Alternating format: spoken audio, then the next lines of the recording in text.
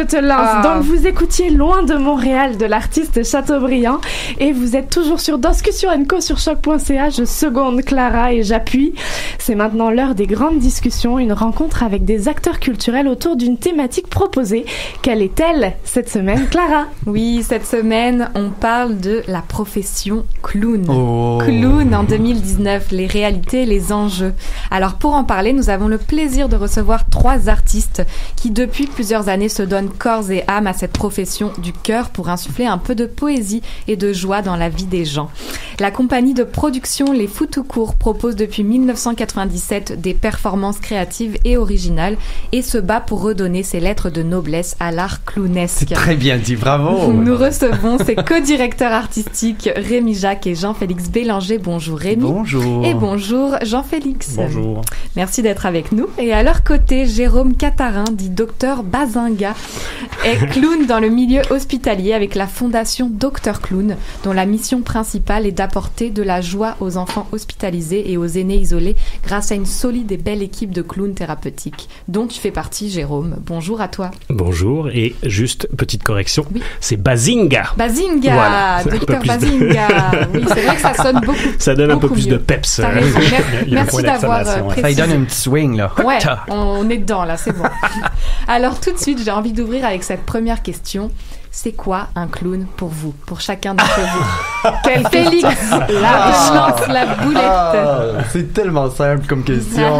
Oui, on commence par une question super simple. Non, mais qu'est-ce que c'est le clown? Bah, un clown, pour toi, c'est quoi, en quelques mots? Oh. Ben, c'est Rémi qui répond. C'est moi. Bonjour, c'est Rémi.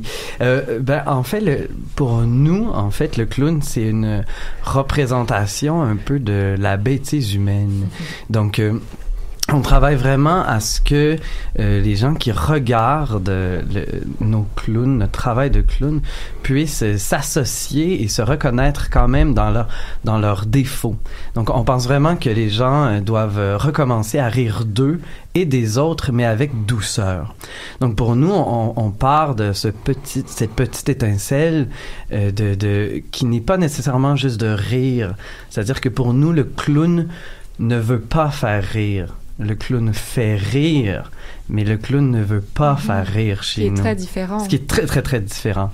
Donc, je pourrais en parler très longtemps. Alors, je vais lancer la balle à mes comparses. Pour vous, qu'est-ce que c'est le clown? Jean-Félix, pour toi. Pour faire du chemin sur ce que Rémi dit, c'est d'aller chercher justement une certaine simplicité. C'est toujours ça le gros travail chez le clown, dans l'apprentissage d'en faire. C'est de déconstruire beaucoup de règles et de barrières qu'on se met socialement, et puis d'aller chercher l'humanité propre du clown et de l'humain. Et c'est ce qui fait que le clown, partout dans le monde, va être très universel, va souvent parler des mêmes thèmes, des mêmes codes, parce que c'est d'aller tout épurer pour trouver la simplicité. L'essence. Ouais. Jérôme, pour toi. Moi, je suis content de partager le micro avec mes collègues, parce que moi, j'ai rencontré le clown thérapeutique et avant de rencontrer le clown. Donc, parce que faire ce qu'ils font, là, moi, je suis pétrifié à l'idée d'aller sur une scène. Je suis pétrifié de m'exposer. Ouais, on a 2 réalités quand même différentes. Ouais. Rémi, on parle de clown de scène, de spectacle. Et de rue, quand même. En représentation. Ouais. Exactement. Je pense qu'il y a une base fondatrice, mais c'est vrai que moi, quand je les regarde, je suis spectateur et je me mettrais pas, non, je suis mortifié. Et c'est vraiment, j'ai eu la rencontre du clown thérapeutique, puis et là je suis tombé en amour et j'ai fait oh wow, c'est cool, j'aimerais faire ça. Est-ce que tu nous décrirais un peu ce que c'est ce clown thérapeutique? Quels sont les paramètres? Oui, tout à fait. Clown thérapeutique, dans le fond, là, la mission, si je prends la mission qui est de la Fondation Docteur Clown, c'est vraiment d'aller dans des milieux où d'abord, ça a été le milieu pédiatrique, les hôpitaux, et ensuite, ça s'est développé vers les milieux en gériatrie. Mais ce sont des milieux où l'humain est un peu dépossédé du contrôle quand on a le contrôle sur notre vie, mais là on est contraint. On est contraint d'être pris dans notre situation par la maladie ou par la vieillesse, la perte d'autonomie.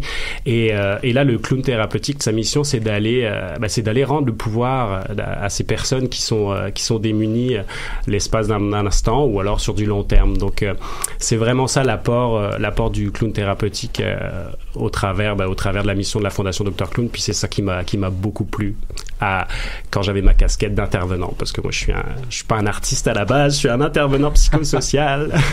Mais le point commun, c'est que vous êtes quand même dans la création et la construction d'un personnage, si je me trompe pas. Oh. Rémi et Jérôme, et en fait, allez-y là-dessus. C'est que en fait, attention, on a des clowns dans la salle. Cabotinage. Oh non. Mais en fait, c'est que notre travail à nous, comme disait Jean-Félix, c'est d'épurer les trucs. Ouais. Donc, ce n'est certainement pas de construire un personnage ou un caractère. Donc, moi, je suis une personne qui, dans la vie, même je suis sûr que vous l'entendez à la radio, je bouge beaucoup mes mains. Hein? Tu sais, je bouge mes mains, je parle vite, j'ai beaucoup d'énergie. Donc, nous, on va prendre la personne et on va multiplier toutes ses facettes, toutes ses qualités et ses défauts. Et on va enlever le jugement qu'on porte là-dessus et on va juste travailler avec ça.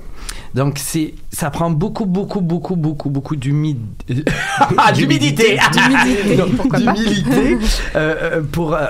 à faire ça, parce que tu peux pas juste le faire sur scène. Tu dois aussi l'appliquer un peu dans ta vie. Donc, pour que sur scène, ce soit plus simple. Donc, on évite le plus possible une construction de personnage ou d'une double identité. T'sais. Pour toi, Jérôme, juste sur cette question. C'est sûr que quand justement j'ai rencontré ces clowns thérapeutiques, je les ai vus faire et que j'étais à l'époque éducateur spécialisé, je me suis dit, mais c'est quoi la démarche? Qu'est-ce qu'il faut faire? Qu'est-ce qu'il faut faire pour devenir clown thérapeutique? Je veux devenir clown thérapeutique. Et là, c'est sûr qu'il y avait des prérequis. Puis les prérequis, à l'époque, l'école a fermé, mais c'était l'école de clown Francine Côté, hein, à Montréal, et puis qui avait longtemps participé à former vraiment la batch de clowns qui sont encore présents aujourd'hui. Et donc c'est sûr que moi, c'était un apprentissage complet parce que j'avais pas d'expérience du tout. Donc, effectivement, il y a une recherche du personnage. Moi, ça a été la recherche, la connexion à mes émotions. C'était de découvrir comment utiliser aussi ces portes qui s'ouvrent et comment les mettre au profit des autres, au profit de soi, clown qui apparaît. Donc, la démarche a été là. Oui, donc oui, il y a une recherche de personnage. C'est l'aboutissement, mais c'est finalement soi. Et c'est comment le personnage est un prétexte pour porter qui on est, porter nos émotions et les mettre à disposition des autres. Ouais. Oui, parce que c'est vrai qu'il y a faire rire, oui, mais vous le faites de manière sérieuse, c'est pas n'importe quoi non plus de faire ça. Et justement, quels sont les savoir-être, les outils et les compétences sur lesquels les clowns thérapeutiques appuient leurs interventions? Est-ce que vous avez quand même des clés pour intervenir Oui, complètement. C'est sûr qu'il y a un travail qui est fait en amont. Quand il y a des ouvertures de programmes, il y a toute une équipe qui va à la rencontre des professionnels du secteur. On se réfère au code présent. Le milieu hospitalier, c'est un milieu très codifié. Il y a plein de choses à savoir.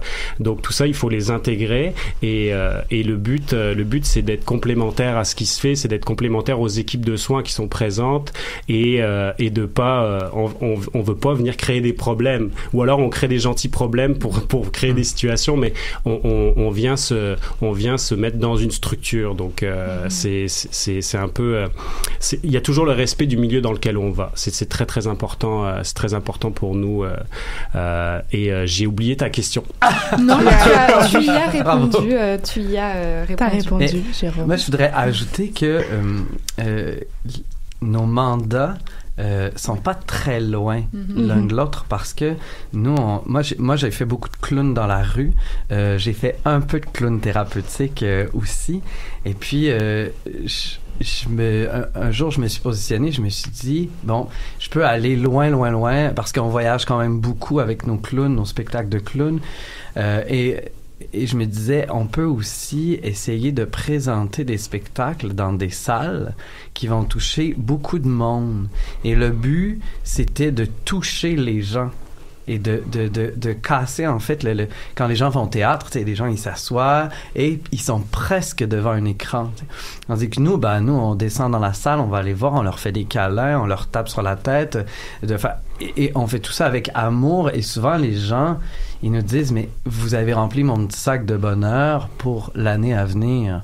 Et c'est pas nécessairement les enfants qui nous disent ça. Les adultes ont un grand besoin de rire, à se taper sur la cuisse et à se demander pourquoi ils rient, tu sais. On dit rire, mais je pense aussi sourire, tout simplement. Oui, il me semble qu'il n'y a pas que le rire et que ça a été déconstruit.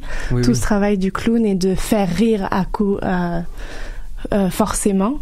Clara? Oui, alors on parlait tout à l'heure de personnages, mais on parle d'état de corps, d'un travail minutieux sur le rythme, de la jonglerie, l'acrobatie, le pantomime, tout ça. Donc qu'est-ce qu'on apprend exactement pour être clown et comment vous êtes formé, vous, pour être clown? Comment vous avez appris? Parce qu'il y a différentes écoles aussi, faut le dire. Oui, donc, Monsieur Jean-Philippe. Je peux commencer, en tant que le plus jeune clown. Oui, de la table, c'est vrai, le plus jeune clown. Mais moi, ça a été par le cirque que j'ai commencé le clown. Donc, j'ai commencé à faire du cirque à très bas âge, à 8 ans.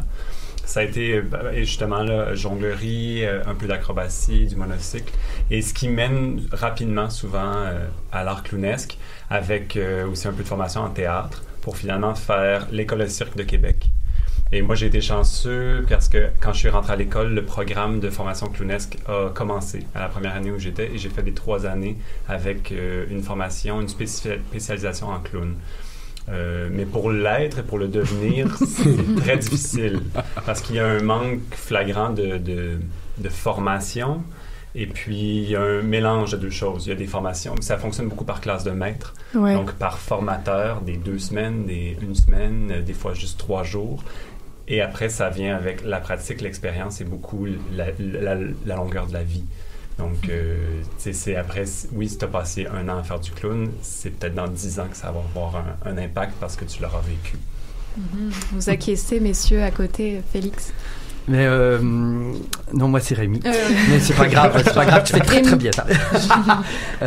Moi j'ai un parcours vraiment très différent. J'ai fait de la gym quand j'étais jeune, j'ai fait du plongeon acrobatique, j'ai couru un peu partout. Et puis après, je savais que je voulais faire de la scène, je voulais toucher, parler aux gens, je voulais les faire rire vraiment. Et puis j'ai commencé à faire mes études en théâtre et je comprenais pas trop là, j'étais sur la scène, j'apprenais des textes et je bougeais pas. Et là, je comprenais pas. Donc, j'ai quand même fait mes 3 écoles de théâtre. Et puis, j'ai été chanceux parce que dans ma dernière année, il y a eu un colloque pendant 3 ans sur le clown à l'UQAM, il y a très longtemps. Donc, j'ai pu aussi participer à ça. Et je suis revenu à m'entraîner. Et là, j'ai fait, mais tu sais, on a le droit de courir, sauter, faire des saltos. OK, c'est super. Puis, moi, ce que je voulais trouver la sensibilité dans monter en équilibre sur les mains. Comment on peut rendre ça sensible et drôle et touchant. Donc, je voulais pas juste des numéros techniciens de cirque. Je voulais pas juste la technique de cirque et je voulais pas juste faire courir en rond pendant 1 heure, tu sais. Donc, j'ai cherché à amalgamer ça. Donc, j'ai été aussi avec Dynamo Théâtre pendant quelques années. Donc, je ne ferai pas tout le parcours, là, mais donc, j'ai été pigé un peu partout et je pense que c'est le secret d'un clown. C'est les formations, il y en a partout dans le monde. Moi, j'invite les gens à avoir au moins une dizaine de formations différentes pour faire son propre petit sac. Il y en a des très, très bons. Il y en a des différents. Il faut en faire. Il faut en faire. Il faut en manger. Et continuer, comme je disais, ça peut pas être sur 3 ans, je décide, j'apprends à être clown. Et puis... voilà, on aime ta voix, Jean-Félix. Merci. C'est ça peut pas être juste en 3 ans, je fais 2 formations et voilà, c'est terminé, il faut continuer. C'est un apprentissage continuel. Oui, et puis... Ouais. Il y a quelque chose, on voulait vous recevoir aussi Profession Clown en 2019. Clown, c'est une pratique, on pourrait dire ancestrale, mais en tout cas qui a une sacrée histoire, mais qui a été extrêmement écorchée par pas mal vous me direz s'il faut le démystifier, ce mythe du clown qui rentre chez lui et qui est solitaire, qui vit une solitude intense, qui vit des angoisses et qui va puiser dans ses peurs et ses angoisses. Puis d'un autre côté, un clown qui est effrayant aux yeux des enfants, enfants. Alors, est-ce que vous ressentez ce genre de nécessité de démystifier le clown? Est-ce que vous reconnaissez ça? Est-ce que vous en faites un combat? Jean-Félix, c'est à toi que j'ouvre, je coupe Rémi dans son envol. Chez les Foutecourt, c'est la mission première, en fait. De démystifier toute cette profession. On dit dans notre mandat que c'est de redonner les lettres de noblesse à l'art clownesque, de justement éduquer sur l'histoire du clown. Justement, on a perdu beaucoup cette tradition-là et cette histoire-là qui a une coupure à un moment donné. À cause de quoi? À votre avis, Rémi, vas-y, deux choses. Il y a deux choses. En fait, la première, c'est que Stephen King, avec son livre de It, mais c'est très vrai, hein, c'est très vrai. Il y a eu une scission à partir de ce moment-là. Quand le livre et le premier film est sorti, ça a fait des ravages aux États-Unis qui sont répercutés partout dans le monde. Il y a des études qui ont été faites là-dessus. Et donc, à partir de là, le clown a subi une petite débarque, si on peut dire. Et puis, donc, de un. Et de deux, il faut savoir que les clowns, longtemps, là, ont été aussi des anciens acrobates qui viennent aussi de la Commedia dell'arte. C'est le même chemin. Ouais. Et donc, les vieux acrobates se transforment en clowns pour rester dans les compagnies. Maintenant, les jeunes acrobates restent jeunes acrobates et, après un certain moment, changent de métier. Donc, il y a une transition qui est un peu moins là. Et puis avec le Cirque du Soleil, qu'on aime ou qu'on n'aime pas, ils ont redéfini un peu aussi l'image du clown qui est devenu un personnage chez eux, qui n'est plus un clown. C'est un personnage, c'est un caractère, c'est du théâtre. Donc, tout est placé, il n'y a plus rien qui peut bouger. Donc, ces deux faits-là ont fait que l'avenir du clown a été très difficile à porter. Et je sais que l'École nationale de cirque à Montréal, maintenant, n'offre plus le volet clown parce qu'il n'y arrivait plus à avoir des gens. T'sais. Francine a fermé l'une des très, très, très, très rares écoles au Québec en formation de clown. Est-ce qu'on sait pourquoi Francine Côté elle était fatiguée. Il n'y a pas eu de relève pour prendre la suite et travailler. C'est ça. Jérôme. Je pense que c'est un travail. Quand on connaît Francine, elle était hyper investie. Donc quand elle donnait ses sessions de cours, elle était corps et âme, nuit et jour. Elle vivait, dormait, bouffait clown. Donc c'est sûr que ça prend énormément d'énergie. Mais là, la fondation Dr Clown maintenant a repris. Et offre des formations et donc il y a une école aussi il y a une relève qui se fait au niveau de la fondation Dr Clown. Est-ce que toi tu sens en entrant dans une salle pour enfants, pour adultes, que tu vis aussi ce mythe où il est réservé à l'art de scène, l'art de rue? Est-ce que tu sens ça aussi, que tu peux risquer de faire peur? Mais complètement, on le vit. Et puis nous, ce qu'on a établi dans les milieux où on va, ça peut être un enfant, ça peut être son parent, ça peut être un membre du personnel, ça peut être un pédiatre, ça peut être peu importe, parce que la phobie, elle est à l'intérieur des gens. Puis il n'y a pas de discrimination. La phobie, elle touche tout le monde. Donc, c'est sûr que nous, notre enjeu, on est conscient de ça. On respecte ça, évidemment. Puis, quand on le sent le besoin, on se permet de tomber le nez. Et puis, on va montrer l'humain derrière le nez. On va rencontrer la personne. On va discuter avec. On veut faire tomber les malaises. J'ai des frissons. Non, mais c'est super important pour nous parce que ça connecte. Ouais. C'est ça, c'est super important pour nous de dire, regardez, on vous entend.